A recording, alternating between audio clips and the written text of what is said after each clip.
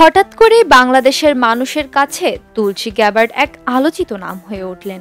দেশের গণমাধ্যম থেকে চায়ের আড্ডা সবখানে তুলসী বিষয়ক আলোচনা। দেশ জুড়ে তোলপাড় ওয়ালটন ফ্রিজ কিনে আপনিও হয়ে যেতে পারেন মিলেনিয়ার। কিন্তু কে এই তুলসী গ্যাবার্ড? তাকে নিয়ে এত আলোচনার কারণই বা কি? মূলত ভারতীয় গণমাধ্যম এনডিটিভিকে দেওয়া এক সাক্ষাৎকারে তুলসী বাংলাদেশ প্রসঙ্গে কথা বলে নতুন এই আলোচনার জন্ম দেয়। আন্তর্জাতিক বিভিন্ন গণমাধ্যম ঘেটে তুলসী সম্পর্কে যা জানা যায় তার সংক্ষেপ করলে বিষয়টা দাঁড়ায় এমন। যুক্তরাষ্ট্রের প্রথম নারী জাতীয় গোয়েন্দা পরিচালক এই তুলসী গ্যাবার্ড।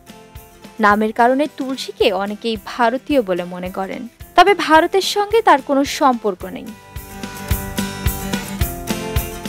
তুলসীর মা হিন্দু মতাদর্শে দীক্ষা নেন এবং তার সব সন্তানের হিন্দুর নাম দেন। মার্কিন কংগ্রেসে তুলসী প্রথম হিন্দু সদস্য। আইন প্রণেতা হিসেবে দায়িত্ব নেওয়ার সময় ভগবত গীতা হাতে শপথ নিয়েছিলেন তিনি। এক সময় ছিলেন যুক্তরাষ্ট্রের সামরিক বাহিনীর সদস্য। রাজনীতি করেছেন ডেমোক্রেটিক পার্টির হয়ে, পরে রিপাবলিকান পার্টিতে যোগ দেন। রিপাবলিকান ডোনাল্ড ট্রাম্প 2024 সালের মার্কিন প্রেসিডেন্ট নির্বাচনে জয়ী হওয়ার পর তুলসীকে যুক্তরাষ্ট্রের জাতীয় গোয়েন্দা পরিচালক হিসেবে মনোনীত করেন। 43 বছর বয়সী তুলসীর মনোনয়ন নিয়ে নানা তর্ক বিতর্ক, আলোচনা ও সমালোচনা হয়। তার ব্যাপারে খোদ রিপাবলিকান পার্টির অনেকেই আপত্তি জানান। তাকে নিয়ে উদ্বেগ জানান যুক্তরাষ্ট্রের সাবেক প্রায় 100 কূটনীতিক গোয়েন্দা ও নিরাপত্তা কর্মকর্তা।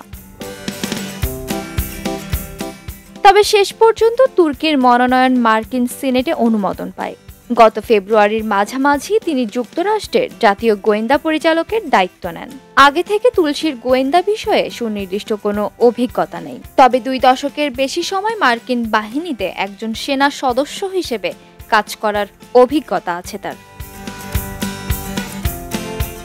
কুয়েত ও ইরাক যুদ্ধের সময় দেশ দুইটিতে তুলসীকে মনোনয়ন করা হয়েছিল। এছাড়া 2 বছর যুক্তরাষ্ট্রের প্রতিনিধি পরিষদের স্বরাষ্ট্র মন্ত্রণালয় বিষয়ক কমিটির সদস্য ছিলেন তিনি।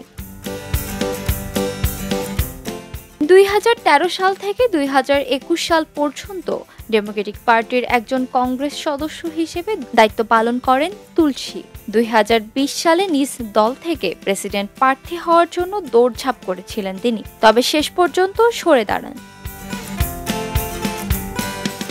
2022 সালে তুলসী ডেমোক্রেটিক পার্টি ছাড়েন। তখন তিনি অভিযোগ করে বলেছিলেন ডেমোক্রেটিক পার্টি যুদ্ধবাজদের আধিপত্যে চলছে। তুলসী বিয়ে করেছেন আব্রাহাম উইলিয়ামস নামের এক সিনেমাটোগ্রাফারকে। তুলসীর বাবার নাম মাইক গ্যাবার্ড। মেয়ের মতো বাবারও দলবলের ইতিহাস রয়েছে। তিনি প্রথমে রিপাবলিকান পার্টি থেকে সিনেট সদস্য নির্বাচিত হয়েছিলেন, পরে ডেমোক্রেটিক পার্টিতে যোগ দেন।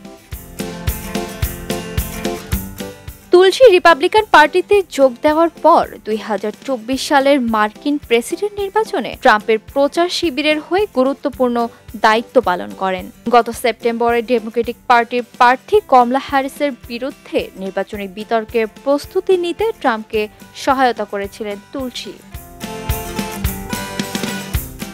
ইন্টেলিজেন্স কমিউনিটির প্রধান তথা জাতীয় গোয়েন্দা পরিচালক হিসেবে তুলসীর অধীনে কেন্দ্রীয় গোয়েন্দা সংস্থা, কেন্দ্রীয় তদন্ত ব্যুরো, প্রতিরক্ষা গোয়েন্দা, সেনাবাহিনীর গোয়েন্দা, নৌবাহিনীর গোয়েন্দা, বিমান বাহিনীর গোয়েন্দা, মহাকাশ বাহিনীর গোয়েন্দা সহ 18টি আইনশৃঙ্খলা রক্ষাকারী সংস্থা ও দপ্তর আছে। আখি আক্তার, দোলনা, খবরের কাগজ। খবরের কাগজ, নিখাত, নির্ভীক, নিরপেক্ষ।